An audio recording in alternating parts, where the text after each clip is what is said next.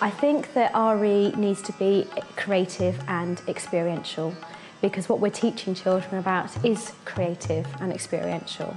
So it's important that children can have those real-life experiences so that they can actually truly understand perhaps how an artefact or a situation or an experience is significant to a member of a particular faith group.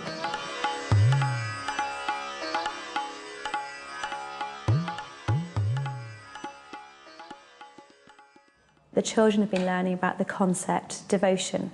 So this lesson is going to give them an opportunity to be enrolled as archaeologists, to explore Hindu artefacts, focusing on Shiva.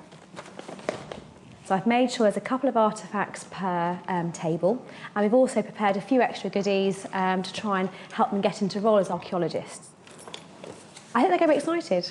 I'm going to have to calm them down, make sure they're not all squabbling over the artefacts, but they're going to want to find out what's hidden in the parcels.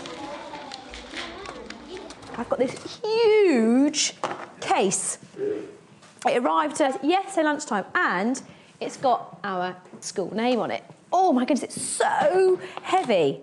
Now, do you think we should open the box? Yes. Yeah, I think we should open the box. Right then, okay. 1, 2, 3. Right. I'm going to read the note that's attached here. It says, "Dear Class 4MW, I have heard that you are really fantastic at speculating on artefacts. Could you please speculate on the artefacts using some special tools that I've sent you and send me back your responses? Signed, Professor McGonagall." We are going to be pretend archaeologists. I think an archaeologist on a dig would wear it just around there. They could put it over their mouth then if it gets all dusty.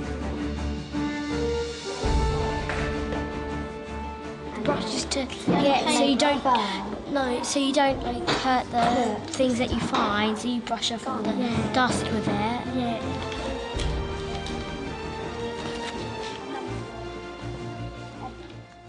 I think the key is to think that every child has a part to play in the activity.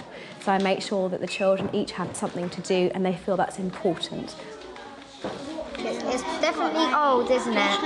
It's old because you can see like it's got a little bit damage. Yeah. Now I could just perhaps show them some images of Shiva and we could talk through the symbolism, I could provide them lots and lots of knowledge. But I want them to have an enriched experience so that they can feel they're involved with their learning. Tom, just tell me one thing. Describe something about this image. The snake around Shiva. So we've got the snake around Shiva. I want you to now think about perhaps what that one observation tells you. What does it tell you about Shiva? She's brave.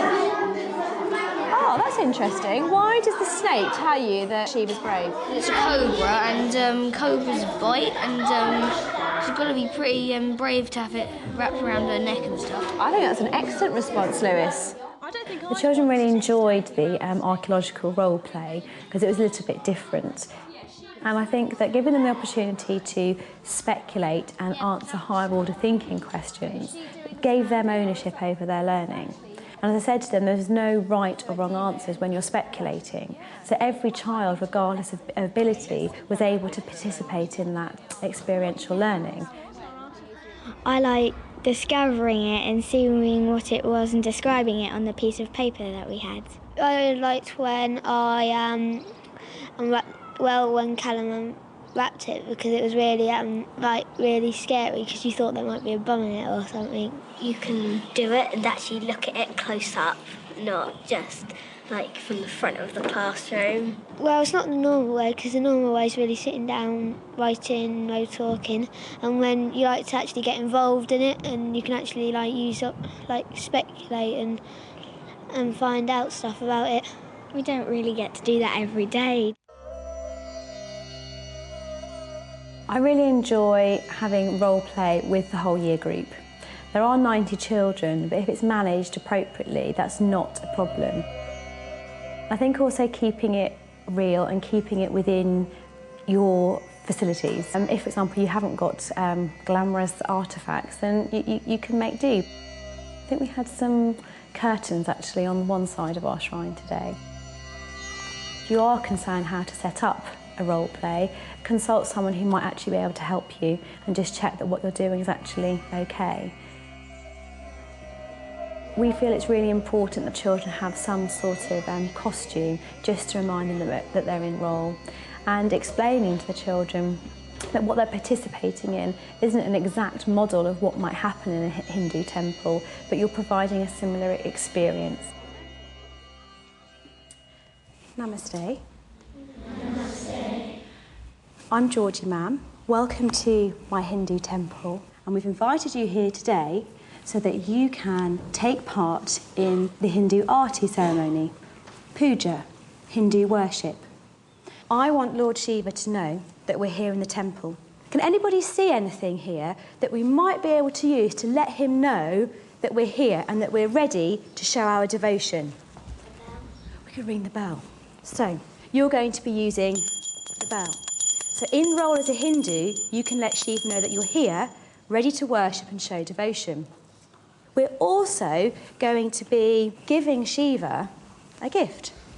Now, you may remember the story about Labdaka, who got trapped in a tree because a vicious tiger wanted to come and try and eat him. So to remember Labdaka in that story and how he showed devotion, you're going to offer Shiva a leaf. We've got here the light shining close to Shiva, and by taking the light to our eyes, we're trying to get closer to Shiva to try and see Lord Shiva. I think, Celia ma'am, shall we show people how we show our devotion to Lord Shiva, and then you can copy us.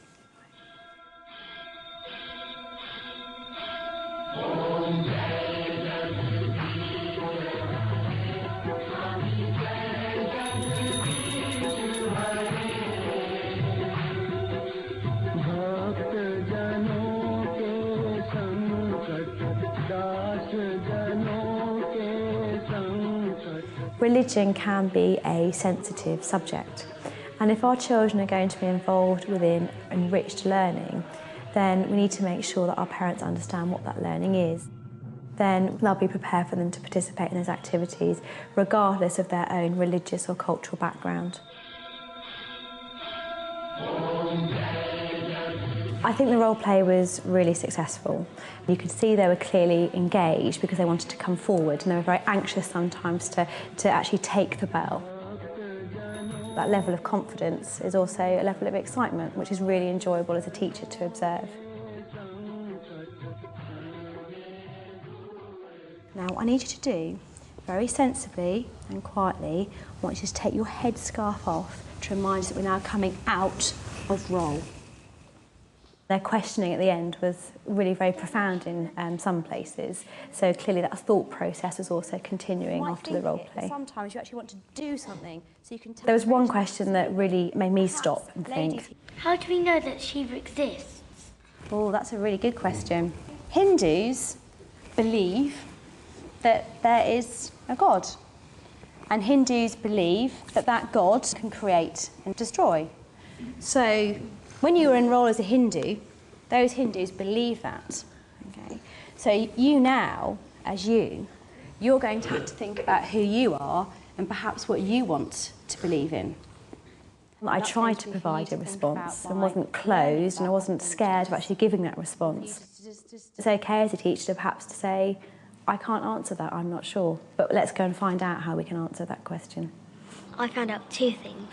One was in the chant, they just keep repeating the same sentence. And as well, I didn't know Namaste was a greeting. I just thought it was one of their funny words which they say. I never knew that one person could put as much devotion into a Hindu put so much devotion into looking after Shiva, washing the temple and everything, worshipping him. I liked dressing up because you get to go off and actually be Hindus. You don't just pretend you're them, but you get to do everything that they do, not just learn about it. If you've done it yourself, you remember more because you've done it, not the teacher just telling you it. So I think you take in more. And as it's more fun, you'll remember it more. Because if you do something fun, then you'll remember it. But if it's boring, then you forget it. I'm going to tell you an element, a part of the celebration that you're going to role play, and then you're going to do a still image, if you like. And we're going to have to guess which part you're actually role playing. The children participate in freeze framing or still imaging. During this stage, we're actually evaluating what had happened in the hall.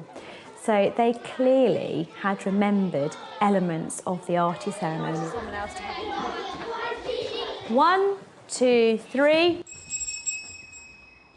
Sam and James are Shiva, and Megan and Gracie are ring the bell. Is that right? Yeah. Well done. RE is one area that perhaps people lack confidence in. How do you perhaps have an understanding of a specific religion? They might not know certain facts. There might not be a quick fire answer. And therefore, if people feel insecure with what they're teaching, then they're not going to feel confident that they're teaching adequately. Namaste. Teaching a concept-driven curriculum, all the concepts can be understood, all concepts have a definition, and I think it's far easier to focus on the concept than it is perhaps on the knowledge. 1, 2, 3. We can't teach all religions, but because they understand the concept of devotion, I'm hoping and I'm confident that the children will now be able to consider, I wonder how a Christian shows devotion to Jesus. I wonder how a Muslim shows devotion to Allah. And by understanding a concept, they will then be able to transfer that understanding of that concept to another religion. Yeah, well done. They've also had an opportunity to communicate how devotion is important to them. Now, we're going to think a little bit about things in our life that we are devoted to. This is your certificate. I want you to sign it and date it, and then you can take this home. You need to tell me who you're devoted to and why. So I do need a because. I'm devoted to my parrot Sky. And why are you devoted to your parrot Sky? Because every day when I come back from school, he always says hello to me. And he's really cute. I am devoted to my dog. And what's your dog called? Nutmeg. And why are you devoted to Nutmeg? Because she's really soft, and when you lie down, she'll slobber your face. I'm devoted to my family Why is that? because they're always really nice to me and kind. And what sort of things do you do then to show your devotion I to them? sometimes help them, like doing the gardening and stuff. Oh, that's nice. That's lovely. I'm sure Mummy and Daddy really appreciate it. Sometimes RE is sidelined. It might be the subject that's given to PPA cover or to the supply teacher. And I would really encourage colleagues to teach the RE. It provides a lot of scope for children of all abilities. If we provide opportunities where children know there isn't a right or wrong answer, they're going to be engaged, and they're going to be able to talk, and they're going to be able to share, and they're going to be able to, more importantly, think. And these are really important skills that can be transferred through the curriculum and are valuable to lifelong learning. I think for one subject to be able to achieve all of that is pretty amazing.